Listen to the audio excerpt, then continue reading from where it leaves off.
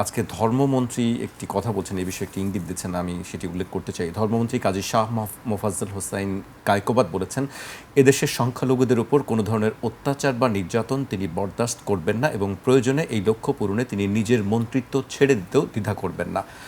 ভারতে সংখ্যালঘুদের উপর অত্যাচারের অজুহাত তুলে বাংলাদেশে কেউ যাতে অস্থিতিশীল পরিস্থিতি সৃষ্টি করতে না পারে সে বিষয়ে সরকার অত্যন্ত কঠোর অবস্থানে রয়েছে বলে তিনি উল্লেখ করেছেন।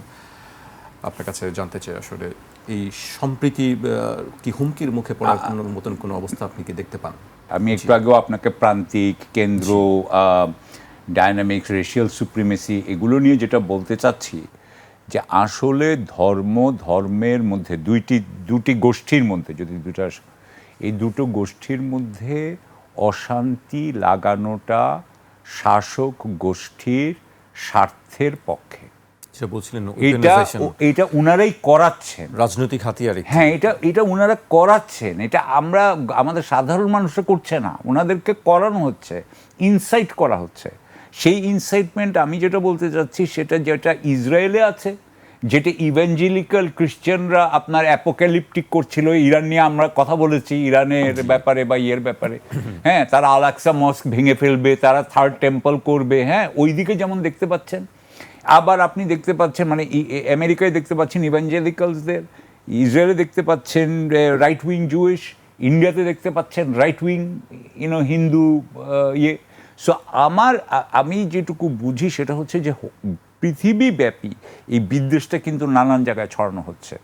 এবং এখন যেটা হচ্ছে কি, যে আগে এক সময় মানুষ কি করতো, মানুষের সাথে কিন্তু আল্লাহর বা সৃষ্টিকর্তার সম্পর্কটা খুব নিবিড় ছিল।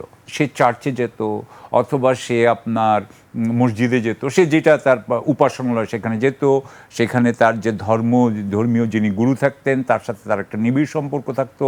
সে সৃষ্টিকর্তায় বিশ্বাস করত, মনে করতো যে তার জীবনের সৃষ্টিকর্তা একটা ইয়ে করবে। এখন কিন্তু তার সৃষ্টিকর্তার ব্যাপারে বিশ্বাসটা নেই অলমোস্ট।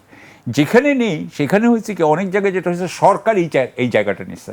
এখন মনে হচ্ছে সরকারের কাছে বলতে হয়। আগে যেমন ছিল না, যে আপনি আল্লাহর বিরুদ্ধে কোনো কথা বললে বা সৃষ্টিকর্তার বিরুদ্ধে কোনো কথা বললে কিন্তু আপনার উপরে চার্জ কিন্তু ইয়ে করবে, আপনার উপরে দমন পীড়ন করবে, হ্যাঁ, নিপীড়ন করবে। ঠিক এখন কিন্তু হয়ে গেছে যে সরকারের বিরুদ্ধে আপনি কোনো কথা বললেই নিপীড়ন শুরু হয়ে যাবে। মানে অ্যাকচুয়ালি অথরিটিটা কিন্তু এখন সরকারের দিকে গেছে, এবং সরকার এখন এই জিনিসটাকে ব্যবহার করছে। বিশেষ করে যেই সরকারগুলোর মধ্যে বিরাট বিরাট ইকোনমিক প্রবলেম আছে, আমি বলতে চাচ্ছি অর্থনৈতিক প্রবলেম। আপনি দেখবেন যে এটা ইন্ডিয়ার বেলায় প্রযোজ্য, এটা ইসরায়েলের বেলায় প্রযোজ্য, এটা আমেরিকার বেলায় প্রযোজ্য। সো এমনকি এটা চীনের ব্যাপারেও বলা হচ্ছে যে চীনের ভিতরের আপনি যদি আভ্যন্তরীণ দেখেন, চীন অনেক কিছুই ভালো করছে, সেটা বিষয়ে আমি কোনো সন্দেহ নাই, কিন্তু চীনও কিন্তু আভ্যন্তরীণভাবে তার ন্যাশনালিজমকে, বিশেষ করে তাইওয়ানের ব্যাপারে ন্যাশনালিজমকে সে ইনসাইট করে টু অ্যাজ এ লেজিটিমেসি এর সরকারকে বৈধতা দেওয়ার জন্য। তার মানে সরকারের বৈধতা, শাসক গোষ্ঠীর বৈধতা নির্ভর করছে সে মানুষকে কত রাগিয়ে তুলতে পারবে। যদি সে মানুষকে রাগিয়ে তুলতে পারে, মানুষ বলবে হ্যাঁ, আমার যে রাগ হচ্ছে এই রাগের কাজ তো উনি করতেছে।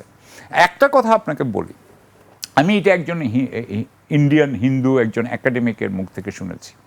তিনি বলছেন যে 1000 বছর ধরে মুসলিমরা হিন্দুদেরকে রুল করলো ইন্ডিয়াতে, এবং হিন্দুরা তেমন কোনো রেজিস্ট্যান্সই করতে পারে নাই। তো এইটা কিভাবে সম্ভব?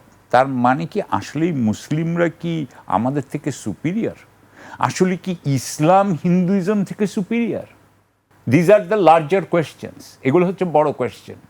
তো এই যে ভিতরে যে একটা আপনার কনফিউশন বা বিভ্রান্তি, বা এক ধরনের আপনি যদি বলেন যে তার আত্মবিশ্বাসের অভাব, অনুপস্থিতি, এই অনুপস্থিতিটাকেই কিন্তু কাজে লেগিয়েছে আরএসএস কিন্তু এখানেই বলতে চাচ্ছে, আপা যেটা বললেন যে সাভারকারের ইয়ে থেকে, যে আপনার আশিস নন্দী বলে আর কি, যে আরএসএস যেটা করতে চেয়েছে সেটা হচ্ছে গিয়ে যে হিন্দু ধর্মকে ইসলাম বানাইতে চেয়েছে, মানে মার্শাল রেস করতে চেয়েছে। হ্যাঁ, সো আপনি আসলে যেটা হচ্ছে যে এই যে ক্রিশ্চিয়ানিটির মতো বা ইসলামের মতো প্রসলেটাইজিং বিশাল এক্সপেন্সিভ একটা রিলিজন তারা করতে চাচ্ছে হিন্দুইজমকে, যেটা হিন্দুইজম এটার জন্য স্ট্রাকচারালি রেডি না।